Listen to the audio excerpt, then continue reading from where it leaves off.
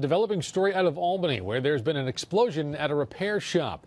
It's all unfolding at 222 Spruce Street. The fire chief tells us crews were working on a vehicle when the explosion happened. Brandon Lewis is at the scene right now. He joins us live with more on what's happening. Brandon, we got pictures in the newsroom that showed some thick black smoke up high in the air. What's happening right now?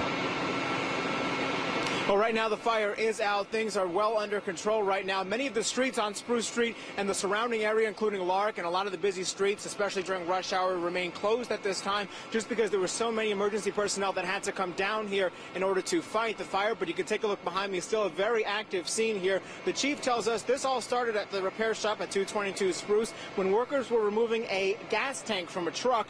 They dropped that tank, and that's what caused the explosion at this repair shop. Now, firefighters responded very quickly here and got it under control well before it spread too far. There's a lot of residential areas around here, and they wanted to prevent it from spreading to those buildings there. There were some reports that there were injuries when the garage door came off the hinges here, but that turned out to be unfounded, and the chief reiterates there were no injuries here today.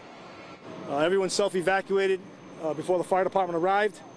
If you were here earlier, you've seen that we had heavy black smoke and fire. That was because of the petroleum products, along with gas, tires.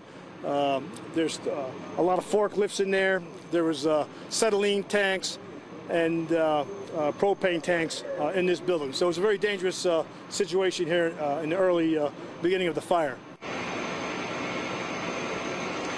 And back here live, crews will still remain inside. They're looking around for any hot spots, making sure that the fire is completely out, and they're also going to continue their investigation to make sure that that is exactly what happened. The streets in this area will remain closed for some time. This will mean a very slow evening commute out of the Albany area for many of the state workers down here, but we will, of course, continue to keep you posted. For now, live in Albany, Brandon Lewis, CBS 6 News.